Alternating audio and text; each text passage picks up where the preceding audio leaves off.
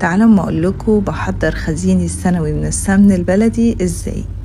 نعمل طريقة اقتصادية وصحية وهوريكوا الخطوات من اول ما نبدأ نجمعها من قشطة لحد ما نحولها زبدة مرملة بالشكل ده. لما بجيب اللبن من عند اللبان يكون كامل الدسم وبخيره بحطه على النار يغلي وبشيله في التلاجة ليلة. بيطلع القشطة بالشكل ده على الوش، بجمعها في علبة وبشيلها في الفريزر، وبستخدم بقية اللبن عادي جدا بيبقى لسه فيه نسبة دسم.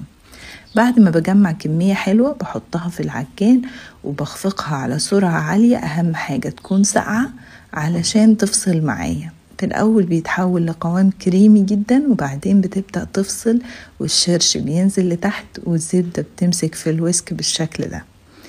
لازم تكون ساقعة عشان أعرف أكورها وأشكلها، فممكن تشيلوها في الفريزر شوية وبعدين تشكلوها لكرات زبدة. البقري بتبقى لونها أصفر والجاموسي بيبقى لونها أبيض.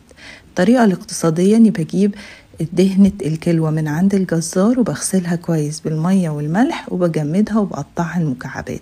الدهن ده طبيعي وملوش لا ريحة ولا لون ولا طعم زي اللي هي بتاعت الخروف.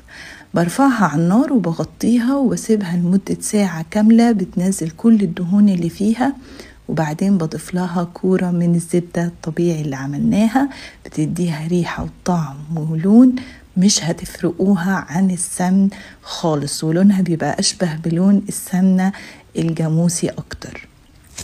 هبدأ أسيح معاكم السمنة الطبيعي اللي من غير أي إضافات على نار هادية لحد ما المرتة ترسب لتحت والسمنة بتاعتي تبقى شفافة خالص كده. السمن الطبيعي اللي من غير إضافات بيبقى مرمل بره التلاجة، بس اللي عليه نسبة دهن بيبقى متماسك وأشبه بالجاموسي أكتر.